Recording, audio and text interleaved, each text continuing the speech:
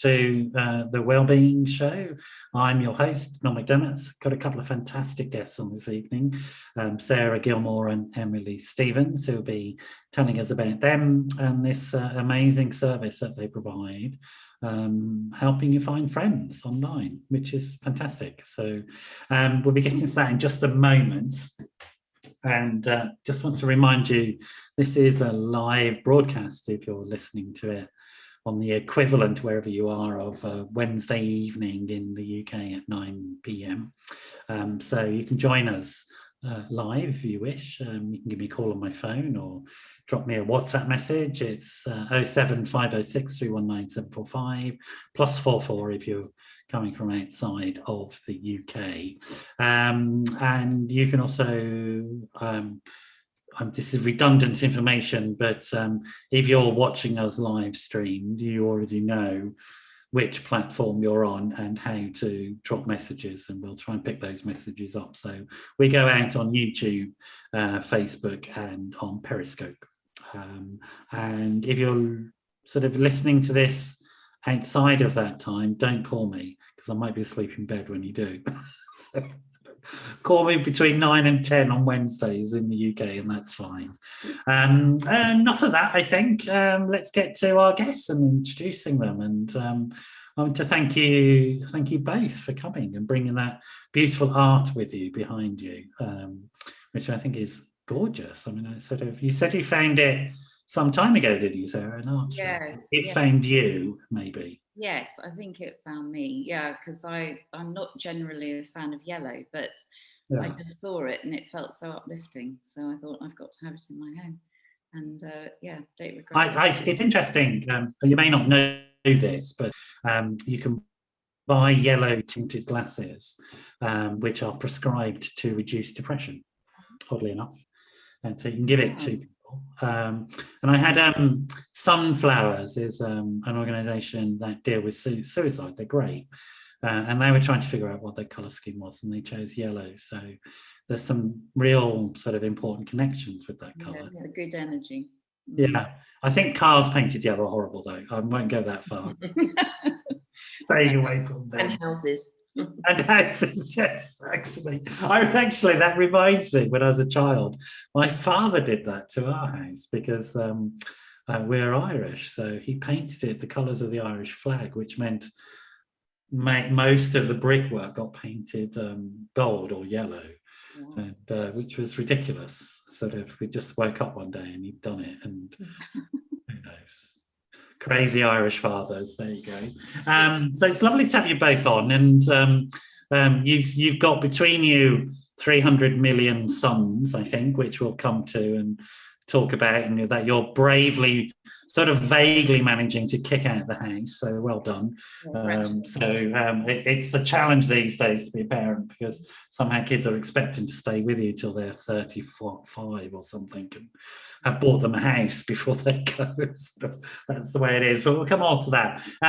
But first of all, I guess I'm just intrigued as to, how the last sort of year, almost 2 years now, has gone of the pandemic, and sort of how you've experienced it, and sort of what's got you through and where you are with it. I don't know, maybe Emily, why don't you tell us about how you've managed all the way through this? Not bad. I think I've done a pretty good job. My daytime job is a fitness instructor, so I had to give all of that up. But my priority when we went into lockdown, the first one, March 2020, was the mental health of my 3 boys. And I remember I set up Cafe 10, which is literally because they'd come to me and say, Mum, what's for breakfast, or what's for lunch, or what's for supper? And I got so fed up with it day 2 that I started Cafe 10, and I planned out all the meals, and I spent literally all day, every day, focusing on how I was going to get food, because I didn't go to any supermarkets. So I used to queue up at 6 o'clock in the morning at the local butcher's, get the meat, go home. This is most unlike me. Anyone who knows me, knead my own bread, make the pizza. I mean, honestly, but I had nothing else to do. Domestic cooking. I know. totally unlike me, but for their mental health, they needed me there, preparing food and being there. And then in the afternoon, we'd all work out in the garden together. Yeah. So we set up a gym in the garden. It's about routine. Yeah. Why was it Cafe 10, by the way? Because of where I live, number 10. Oh, yes. But it was, it was hard work. And I was very conscious of, about their mental well-being, I guess. And I taught the middle one how to play chess during that time. So we would sit. So the routine was 5 o'clock in the evening, glass of champagne or something in the garden, because of course there was all that wonderful weather. Yes. And it was gorgeous, wasn't it? First one, gorgeous. In fact, it was a little bit lovely being at home. And we sat and talking as we played chess. And I found that he really opened up to me. And then we had a little competition with the eldest one, and his girlfriend also lived with us. So it was sounds amazing. It sounds like actually you managed to turn it into a situation in which you began to thrive a little bit. Yeah, but we also were very aware that we were fortunate. I mean, we don't live in a big house, but we do live in Royal Tunbridge Wells. We've got a small garden, and I kept saying to the guys, you know, we're fortunate that we're not in sort of an inner city in a high-rise flat that, you know, with no outside space, you know, and we were quite humble with it as well, although we did relish in the time we had together. But I was mindful that because I freelance, if I don't work, I don't earn money. It was really tough for fitness instructors, and also because naturally what a lot of people did was, because there was good sunshine and stuff like that, they started to use local parks and things like that, and then they got banned from doing it in the local parks. In the first sort of stay-at-home order, there was no way of doing it at all. Well, we couldn't do it at all, because if you remember rightly, you were only allowed out to exercise once a day, weren't you? Yeah. And I couldn't be seen to be in a group or one-on-one teaching. So actually, I didn't go back to work for 5 months. And even then, even now, even in the gyms now, my classes are reduced. I'm not back to full capacity. Yeah.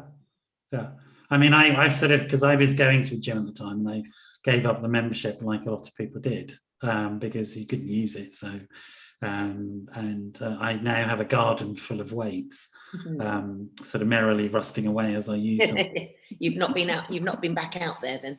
No, I use them actually quite a lot, and to keep the door open. And no, I do actually now work out probably much more, but I've had to completely rearrange the way I do my life. I was talking to my neighbour about it, and sort of we have these sort of things that we would suggest to people about how they could drop exercise into their everyday life, like when you're commuting to work, maybe get off for a couple of stops early. And then all that stopped, and then we all just went Michelin style, you know, with sort of doubled in size. And so it's been quite interesting sort of having to rearrange it. I'm guessing something like that has impacted your profession as well, that sort of having to think. 100%. I mean, it's only now people are coming back for one-on-one PT. I've got a private class tomorrow, and that's full. People are wanting to get back, but it's been it was 19 months. It's been tough. Really? But we've been busy. We've had something really great to focus on. That was actually one of the lovely things about it. Well, yes, I know, and sort of I think some people have really stepped up and started thinking about the way to do things. So, Sarah, how's it been for you the last 19 months? Well, I wouldn't say I've got gold stars like Emily has for being the best mother. But I've got 2 boys, and actually, hang on, where's the bread, Sarah? Come on.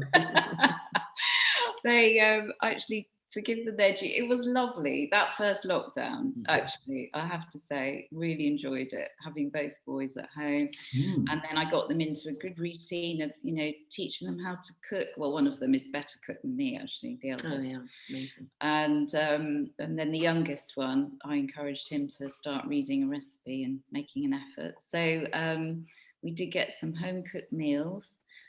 from both of them, and we did a sort of exercise routine in the afternoon. And actually just, I mean, we were so blessed with that summer. It was gorgeous. But I secretly really relished having that opportunity to just be at home. Yeah. Again, we're very lucky. We've got a garden. And I think, you know, for people who, I'd probably class myself as more introvert than extrovert. Yeah. So for me, it was actually lovely to be sitting in nature, you know, not having pressure to go anywhere, you know, see anyone necessarily. But I mean, it's interesting this, because I think, you know, people who have been more on the introvert scale now are finding it even harder to get out. And this is where, you know, for Just Good Company, we're sort of really wanting to tune into that and appreciate it, that it's not easy for people.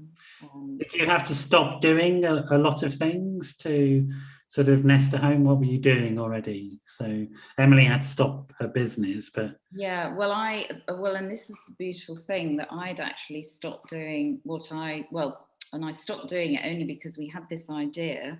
So I was working as a volunteer stylist actually for a charity in London called SmartWorks, which are fantastic. And they do a lot of good work getting underprivileged women back into the workplace. And the idea is that they provide them work outfits for interview, you know, smart outfits. Brilliant. And they get interview tips. And so I was doing that and getting a lot of great feedback and good feelings about doing that. I loved it. And it wasn't just, you know, putting them in outfits, was also giving them a boost, really, and giving them a bit of one-to-one and nurturing. And so I really enjoyed that. I got a lot out of it. And so then, what was your background? How did you get into that type of, you always been in that sort of field? Well, I did train as a stylist and a colour consultant, actually, a few years ago. And I was always more interested in the people than the actual clothes. And I really saw clothes as being a reflection of the person, that the most important thing was putting someone in something they felt was them, really comfortable with, rather than going along with trends or, you know, what was in fashion. So because I've always had an interest in people first and foremost, and I've read lots of, you know, psychology books and books about relationships, I'm just fascinated in everything to do with that. And so for me, it was always about tuning into the human and what makes them them, and therefore putting them in something that reflects who they are, their authentic selves. So my work at SmartWorks allowed me to sort of expand with that. But ultimately, I just felt this real yearning to do more of a people-connected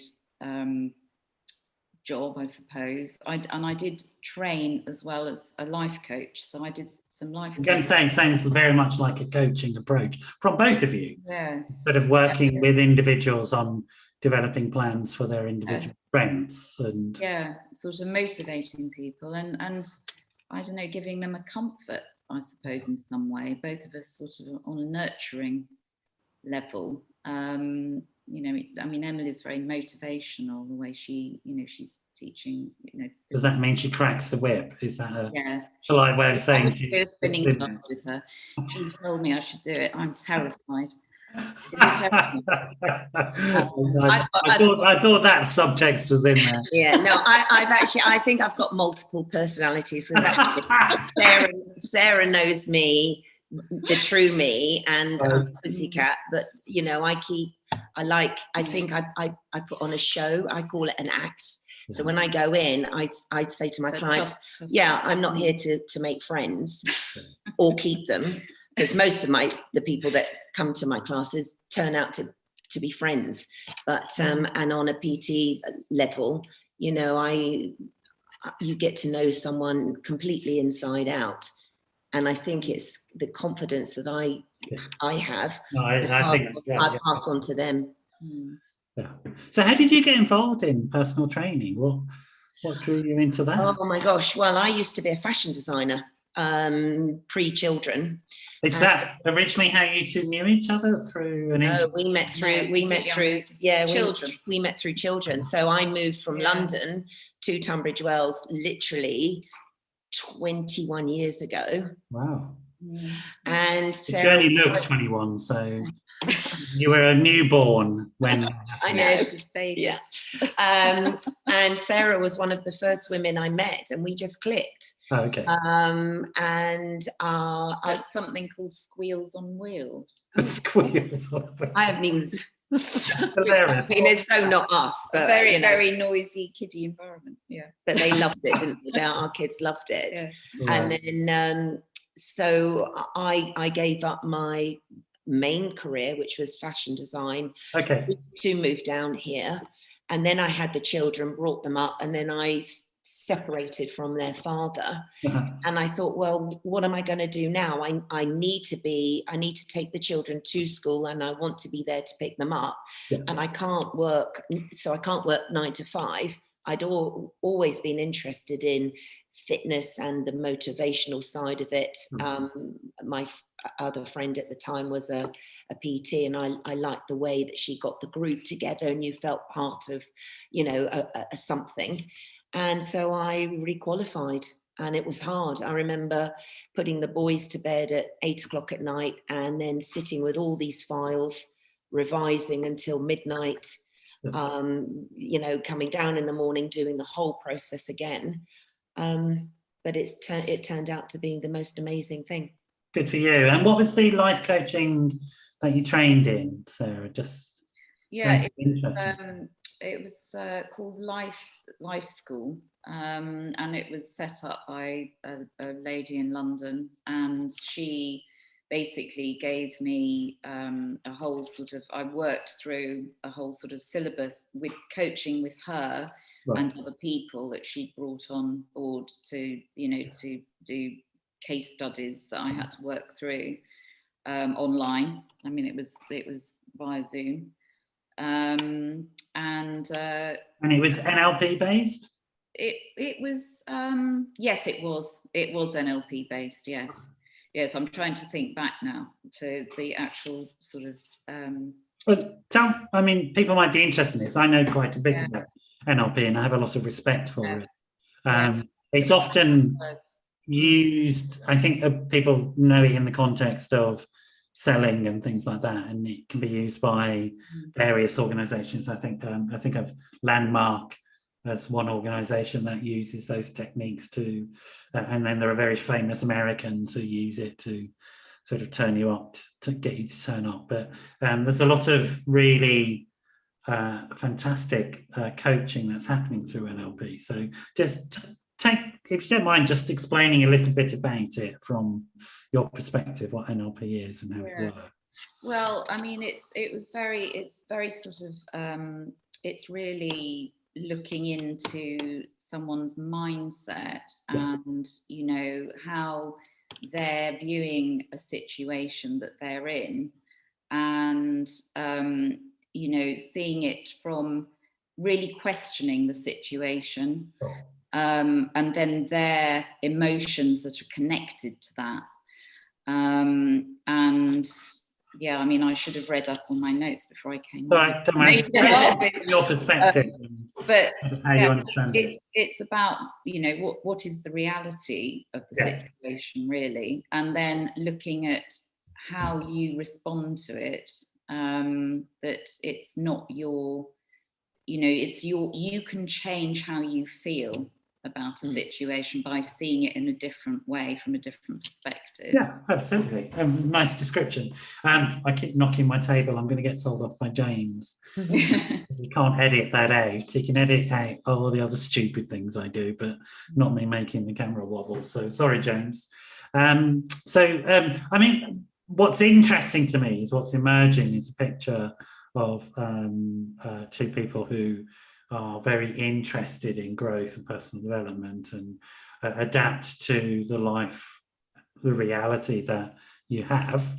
Don't sort of make too much of a fuss about it. I'm sure you do in your own time, but sort of then make plans to manage that reality, and how am I going to adapt to it, how am I going to work with it, and how am I going to move on, whilst also maintaining strong relationships with each other, with your kids, and so it's a very positive, strong story from my perspective. Where did you get that from? Was it just sort of you found that sort of lying around on the street, or was it your family, your parents, or where do you think you got that from? I think for me it was from my mum. Right. She's been, I'm very close to my mum. I have a sister who I'm also very close to, and I like the empowerment that women can have and do have, and don't actually use a lot, I don't think, in the right way. I think there can be an emotional or a physical way you can use your energy and your empowerment, and my mum certainly taught me how to use mine. Great. What about you, Sarah? What would you say was the genesis of this sort of approach to life for you? Well, it's definitely been a journey for me, and I wouldn't say that I got anything particularly from my parents. Right. I think I was very emotionally self-sufficient, or needed to be, and so therefore I sort of went inward and dug deep and found my own support mechanism and tools to work with and to support myself. I think that's why I read round the subject so much. I'm always intrigued by why people choose to get up again, sort of want of a better way of saying it, because it's sort of inevitable that life's going to knock us down, isn't it? I think it's a need, isn't it? You know, if you've got small children, as we both had, right, and we've got 3 boys and Sarah too, mine was a maternal need, right, to support them. I didn't have any other choice. But now seeing them sort of go off to university and flourish into the actually amazing, I'm credited with, as Sarah is with her boys, you know, wonderful men, grounded, articulate, funny. Sometimes. We all have our moments, but you know, you take them into a certain context. Probably more often than me. Probably more often than me. So I always think younger men these days are much more impressive than me when I was that age, to be honest. And young people in general. Yes. I mean, I think back to the idiot I was, and I look at young people now and just think, wow, how are you doing that? That's really, like, if we think about Emma sort of winning at 18 years old, the Open tennis. Incredible. Really. It's just astonishing, isn't it? And then some fat old white bloke having criticised her a few months before that in Wimbledon, and just thinking, well, I come from that. She had to. She walked off, didn't she, because of her mental health? Well, who knows? She couldn't breathe, so it might have been psychological, it might have been physical. I don't know. I didn't do the test on her. She says it was physical, but you know, he saw it as an opportunity to stick the boot in. I'm not even going to say his name because it's all clickbait nonsense, isn't it? And then she gets on with her life and comes back and seems very happy about winning. And I think young people, definitely this generation, have become much more resilient in many ways, although there's a lot stacked against them in terms of stresses out there. Yes. But they're somehow more self-aware. They've got, you know, I mean, definitely. Without a doubt. Yes, I've seen that. Really impressive, I think. Really. Yeah, and also even you know, being boys, where there's a lot of, you know, obviously publicity about boys struggling to talk and about their emotions and how they're feeling, but with their friends, I think they have amazing support networks, because they do lean on each other and they seemingly are open. I mean, I suppose it depends on the boy, but you know, definitely I've seen in one of my sons particularly, he's got great network. I would agree. That's my experience. I mean, I'm of the generation of guys where all the rules changed as I grew up. and it was all a bit confusing. But now we are at the place where the rules have changed, and this generation of young men, I think, are really, really impressive, and they certainly sort of engage emotionally. They have much better emotional intelligence than I had in my 20s, and less harmful to themselves and more successful. Yeah. I know this is of interest with the company that you set up and the service that you set up, and we are getting there. I don't want you to feel frustrated that I'm not allowing you to just talk about your shiny new project immediately, but I think it's really important people get to know who it is that is offering this, because my impression when I chatted to you, Sarah, was it wasn't just about a quick buck. This is a really thought out service that is trying to provide something that's genuinely needed. And that's why I like for people to get to know you in this way, because I think that's really important. To me it is, and that's why I got you on the show, because it's not some odd dating agency knocking shop weird thing. So it's genuinely well thought out service, I think, and it sort of fits a niche. So if you'll bear with me, we'll get to your shiny new toy soon, I promise you, and we can talk as much as you want about it. But I think this is important. I'm intrigued as well that you're mums of boys. And I think that's really important, because it's a challenge, and it's interesting. I don't know where their dads are. I mean, I'm a stepfather, and my boy lives in France with his mom, and I go and see him, and I'm involved in his life, and that's an interesting dynamic. But he's 11 in a few weeks' time. And so he's at that point where at some point his body's going to go, time to stop being a kid, and we'll have to deal with that. You've got a few years yet. Yeah, at some point it's going to happen. That's right. Because mine are 20 and 18, and they're still, need the support. Yeah. So do you mind talking about being mums of young men, and sort of to the point where we're not going to embarrass them? No, not embarrassing. I'm talking about your experience rather than their experience. Yeah. We won't even name them, but being mums parenting boys who are into men. So that's an interesting. Do I want to say challenge? That's an interesting experience, I think. Yeah, I actually always thought that I would have girls. Did you? I'm a girly girl, really. And I thought I'd be much better suited. But in fact, I'm so happy to have boys. they're lovely. And they love their mums normally, yes.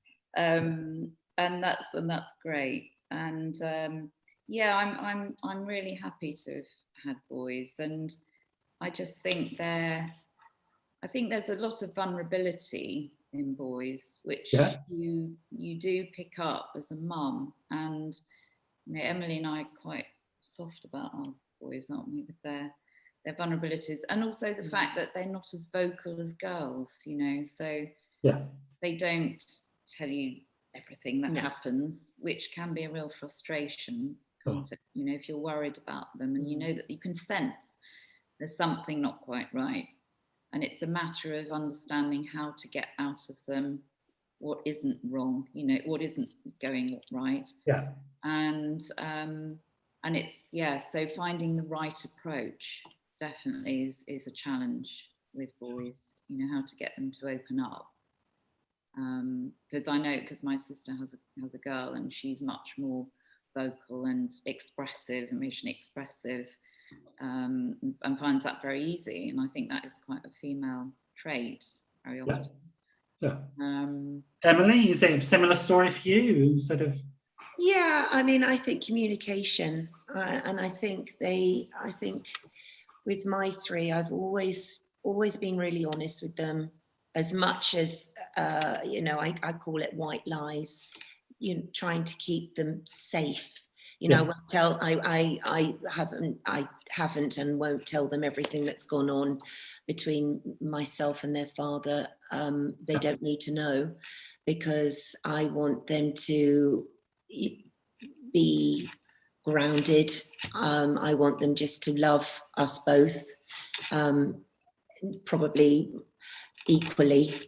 And I've found that talking to them and keep talking to them, hence me teaching one of them chess over the summer, was a good opportunity to keep him there and hold him there.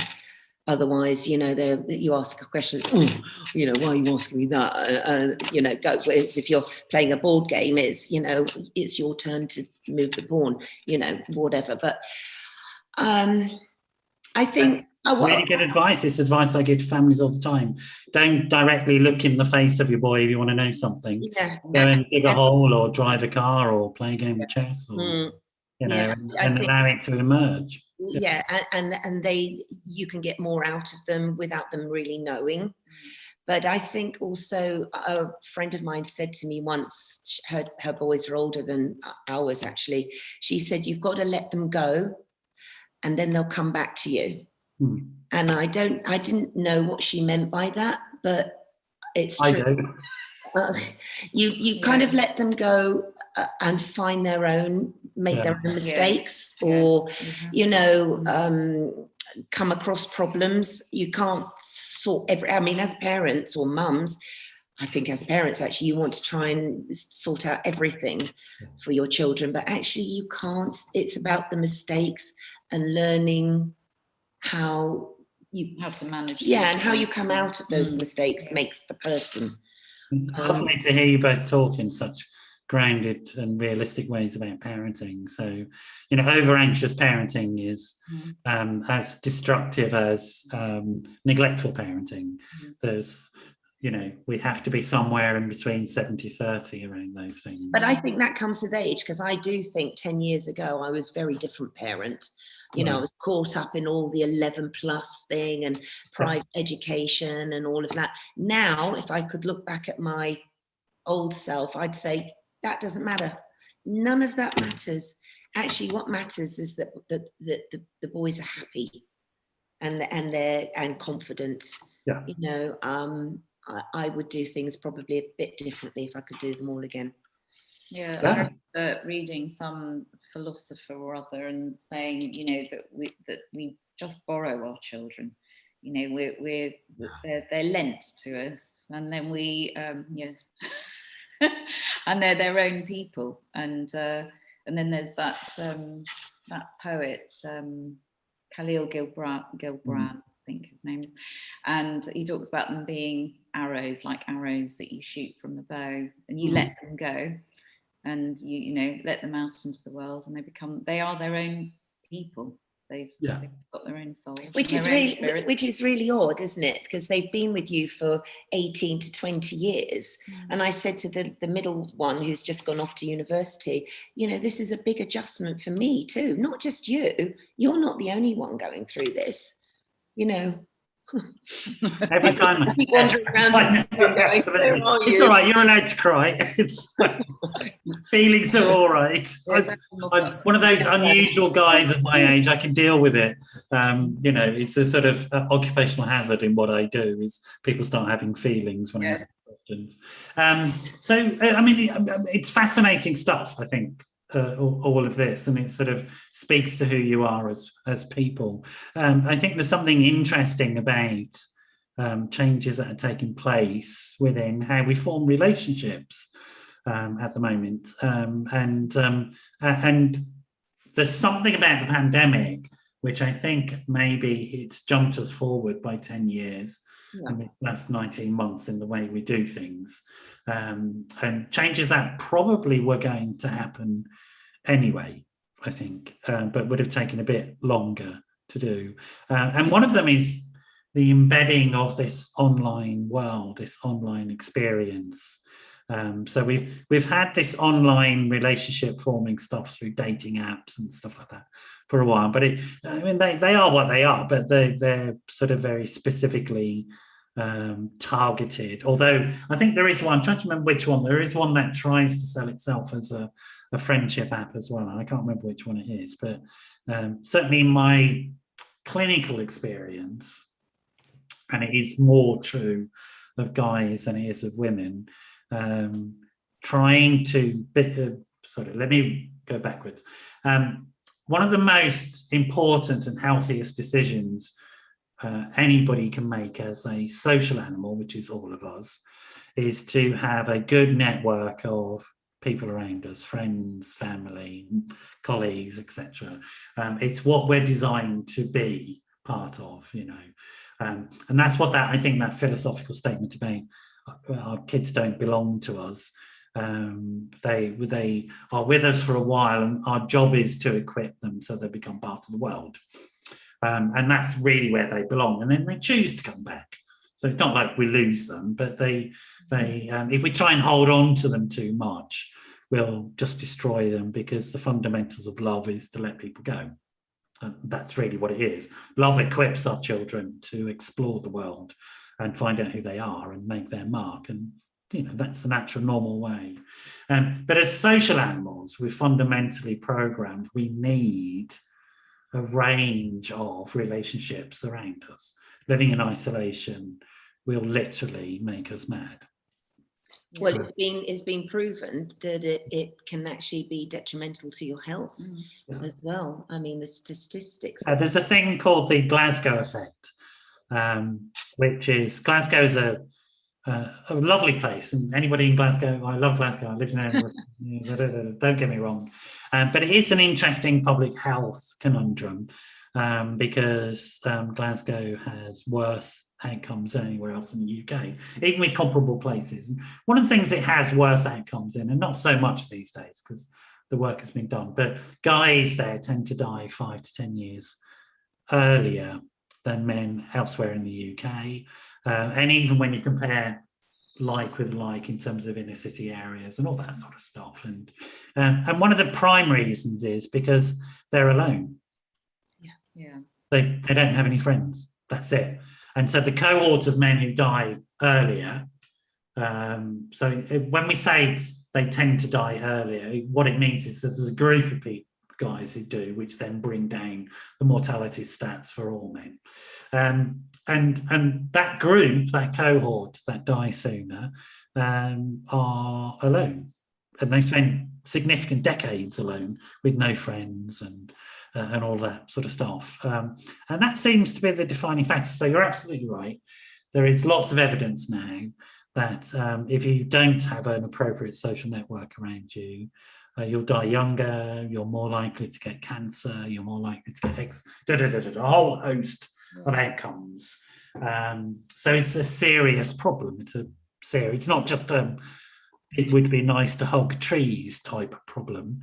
It's there are hard health outcomes and hard sort of problems in terms of life outcomes. So, which is why I'm very interested in your project. So tell me first about the sort of genesis of your current service and how that came about and how people might access it. And then we can talk more around it, because I know some people are going to be listening going, a dating friendship app, can't people just go out to the cafe? Well, no, they can't. And we need to accept that realities. But tell me how you came to the conclusion that this was needed. I'd be interested in the story, the genesis of it.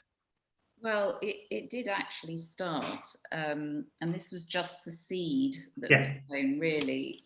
When we were sort of bemoaning, we both happened to be single at the time, and doing the online dating thing, and just feeling very disillusioned by it, really. Isn't it? The lack of authenticity and transparency, and then. And it's also, I think, at my age, like 50 plus, I was trying to sell myself as younger than 54. That's what I am, and it's just, I can't do the game. I can't kid myself that it is like a game, and that's the thing, and a lot of pressure associated with it as well. Sure. But also we had scenarios where we might meet someone and enjoy their company, but just not feel a sort of romantic spark. And we thought, wouldn't it be lovely just to be able to meet that person with no pressure, just to have lunch on a Sunday, or go for a walk, or meet for a cup of coffee or anything like that.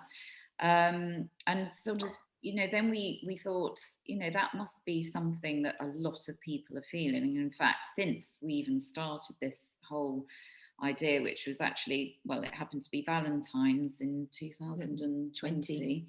That's where the idea was generated. One evening we were all with a bunch of single girlfriends all bemoaning the same thing about online dating, and we sort of took that idea and thought we can really expand this out, because it's more than just single people who feel this. It's and it doesn't even have to be people with no friends, because not everyone we know is on the same schedule, or they don't all enjoy doing exactly what we want to do, and sort of having interests in common. That's where we thought we'd sort of turn the online dating thing on its head, that it was going to be about what people wanted to do and have a one-off companion where they didn't have to take that any further than just the event or the activity. So there was no pressure to follow up with that person, all handled in a very nice, friendly way, with no obligation. But, also opening that possibility of that person maybe becoming a friend or even a romantic partner. Although it's really not gender specific, because it's not romantic. It's not about romance. Yep. So it could be any, either gender, any gender. And for anything that you want to do, but start with the activity rather than, on dating sites, it's all about scrolling through faces. And we decided that it was going to be scrolling through activities or outings. Oh, right. That's really, really clever. That's really clever. I've not been on the site. I must register and go and make some friends. I find it interesting, like with the dating stuff, that it's almost seen as a failure when you have a nice time with somebody, but you don't fancy them. That's what it comes down to. Yeah. But how is that a failure, that you've had a nice evening with somebody that's pleasant, whose company you enjoy, you might even want again? I mean, that's bizarre, because that's actually what we're programmed to do as social animals. But the thing is, when you apply on a dating website, you're going and you've got just a tiny picture and 3 words, "Hi, my name's Steve." You're supposed to form a relationship or a friendship or whatever from that momentary thing. And if you don't form that from that momentary thing, it is going to impact on you. Either he doesn't like you, or she doesn't like you, or there's no chemistry. Whereas with Just Good Company, you're coming to it with no expectation. You're coming to it, oh, there's a trip to the V&A. Great, I can go with a girl or a boy or whomever, and things will. There's no agenda. No, there's no other agenda. No. Than that, to enjoy the outing. And therefore there's no disappointment. I've had a great afternoon. Great. Would you like to meet again? Because I enjoyed your company. Or that was great, and good luck. And find someone else for something that person might not want to exactly. do. And another time. But I think also we wanted that to encourage. It should encourage being authentic, being your authentic self. Because obviously in the dating scenario, you're sort of setting out your stall, you're trying to attract a mate. Yeah. And that throws a whole new dimension on it. Whereas, with Just Good Company, you don't have to pretend to be anything but yourself, because actually, this is about what you want to do. Yeah. And you're not trying to, attract someone in some way. It's just to have fun doing an activity or another. And we all know the best. Tell me why one-to-one rather than setting up group stuff, because there's things like there are, I forget what they're called, but you can sign up for emails about group activities and stuff. Yes, like that. Exactly. Yes. But why one-to-one? Because it seems it's almost like it's quite high risk, isn't it? Still, to say to people, well, you're going to join. I mean, I love the idea of joining for activities. I always suggest to people that that's the best way to get to know somebody. It's a shame, like the story about your son with the playing chess. If you go full on straight at somebody, right, we're going to get to know each other and be really interesting. Just too much. Whereas you go, oh, you like playing chess? I like playing chess. And then you gradually get to know somebody and relax over a shared activity. It's a stroke of genius. I mean, it's exactly right. But why one-to-one rather than set up yet another, here we go on a group climb together on sort of some Welsh mountain somewhere? Well, I mean, first of all, we felt that because there are group meeting situations out there, websites where you can meet people in a group. So they do exist. And the thing that we felt really was that, that's really like finding a needle in a haystack, potentially trying to find a like-minded person in that scenario. But speaking for myself personally, and then obviously Emily can say what she feels about it, but I think naturally as a person, I'm much more a one-to-one person. I get a lot more out of that scenario than I do within a group scenario. And also I think when you are potentially more towards the introvert than the extrovert, that's also a more comfortable scenario for you, a one-to-one than a group. Absolutely. And I think that's one of the nice things about Just Good Company, that you have all that pressure of trying to manage in a group, particularly if you're not really extrovert, that it's nice just to have that one-to-one time with someone that you know already because you'd have read their profile, because on Just Good Company we do encourage a nice in-depth profile, and in fact, you have to write so many words before you can upload a photograph anyway, but someone's already got a good sense of who you are, what you're interested in, and so you're starting off on quite a good footing anyway with that. So then you choose that person to go on this particular outing with. So you sort of got a good sense of them anyway. Yeah. But I just think, well, for me personally, that was one of the big attractions, rather than doing a group gathering thing. How about you, Emily? What was attracting you to the one-to-one idea? Well, I think the whole Just Good Company process developed. And it developed during the pandemic, when we became more aware of people divorcing, separating. There was bereavement. And we both have friends who've gone through all sorts of things. But these people didn't want to be in a big group. They wanted to, and they didn't want to date. Obviously, they're not ready to.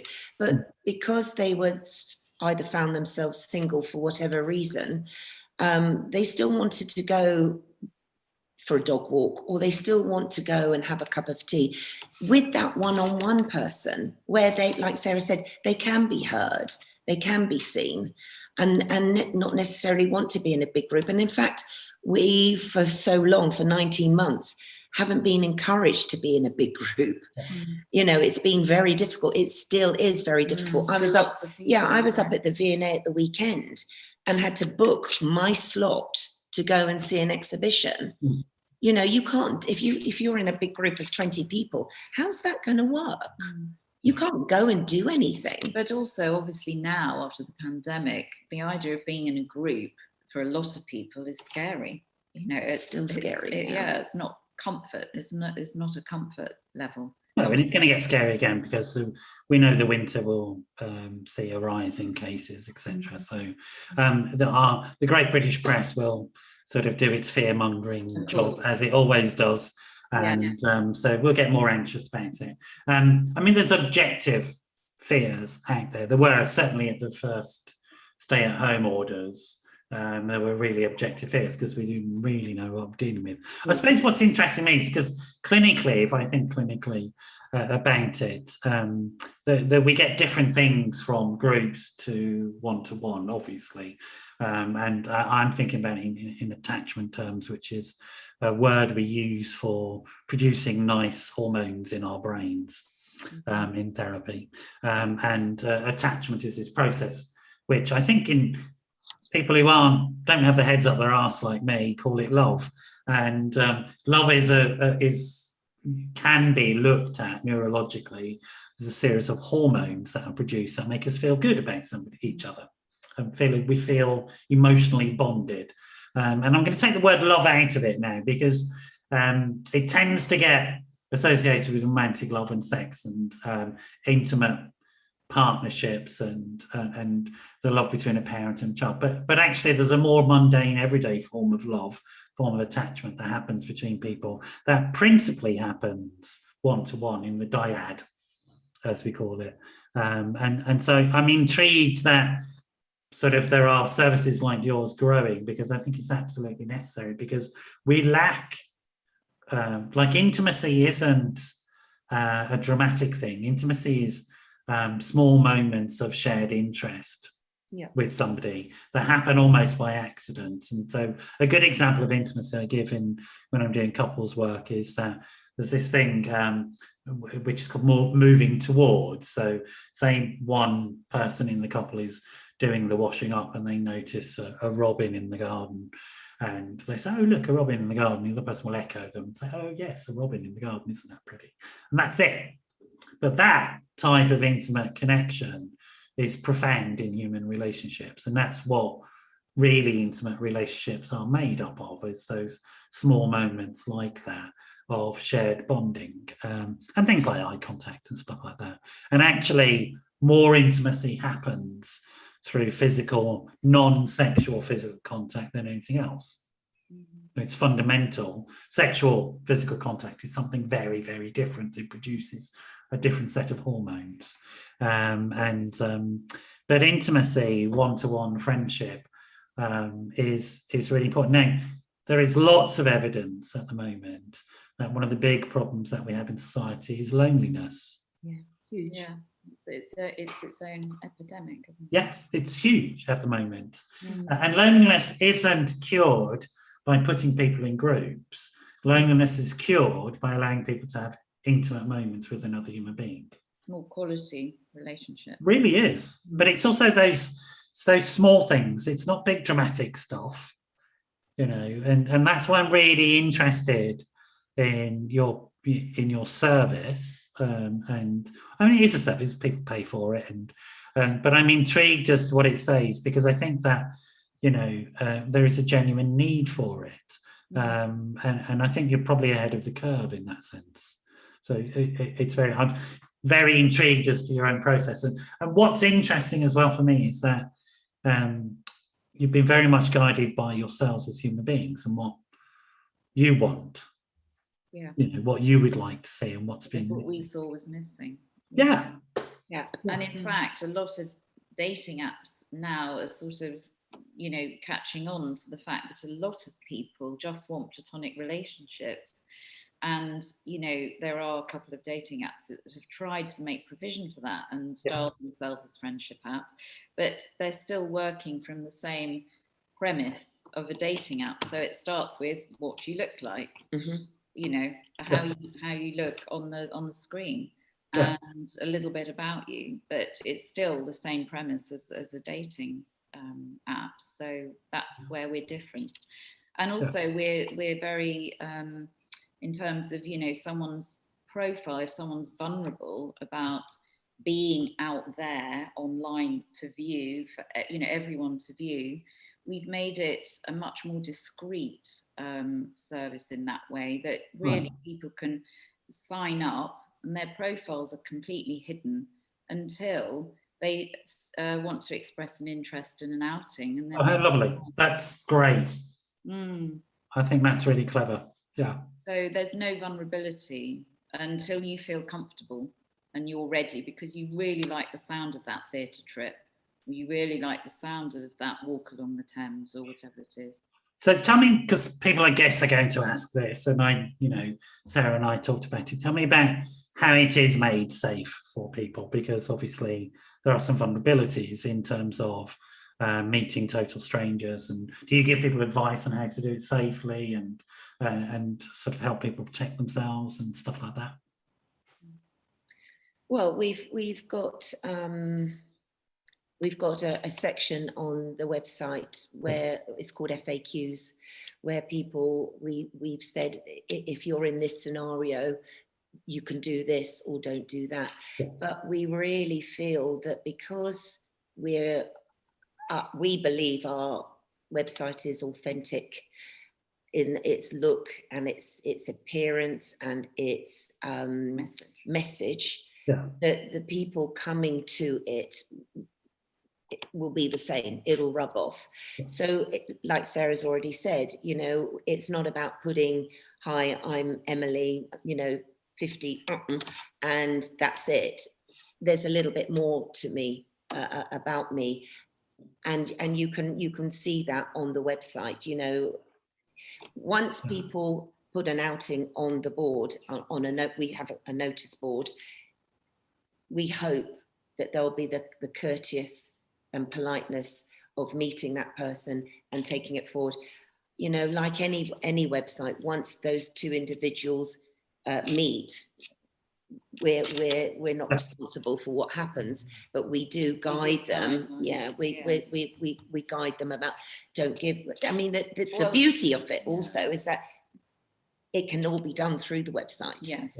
So the messaging service. Yeah, it's a messaging service. So you don't have to give your number. You don't have to give anything. It can all be done online. You can meet that person for a lovely walk, and then that's it. And they've got no other way of contacting you. It's up to them if they want to exchange numbers, and that's only if they feel comfortable. But there's also, you know, and we hope that this won't have to be necessary, but just to make people feel extra safe, that if they're made to feel uncomfortable in any way, and using the site, you know, if someone messages something they feel uncomfortable about, then there is a block thing as well, so that they can block somebody. We're hoping that will never be needed, but you know, you don't know, and some people's levels of comfort are different. So you know, we've had to sort of acknowledge that and allow for that. And we've also, I mean, Sarah and I before the show talked about this, particularly within the context of supporting guys in forming friendships. And I think the idea of activity-based stuff is absolutely the right way to go. And we spent some time talking about your own sons, and you know that from your own experience of your own boys, who are men now. My apologies if they're listening. Don't hit me. The young men in your life, that activities are the way to form relationships with young guys. Partly cultural, partly physiological. We don't have time to go into why it's partly physiological, but let's just say with the cultural sort of pressures, and certainly, you know, as a clinician, you know, it's interesting for me that it's something that I would definitely point people at, in terms of people I'm working with who maybe have a smaller circle than they need or could have, and who have issues, like you say, around group-based stuff. There's lots of group-based stuff, but this one-to-one space with no pressure to form anything, but to go and do something that you enjoy, is, I think, absolutely crucial. I think it's a brilliant idea that you've got. I really do.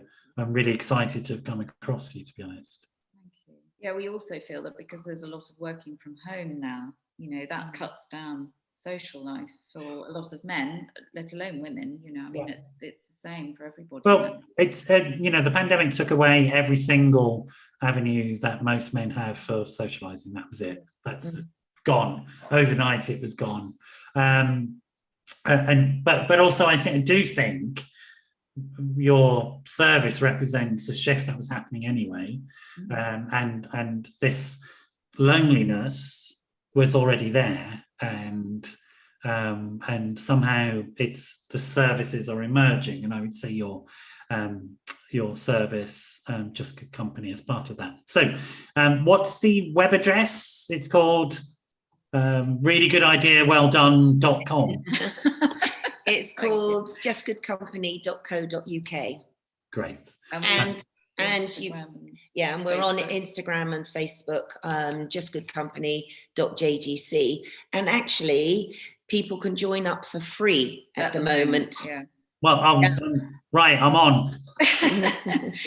Yeah, I mean, we want it to be a great user experience, and we're pioneering.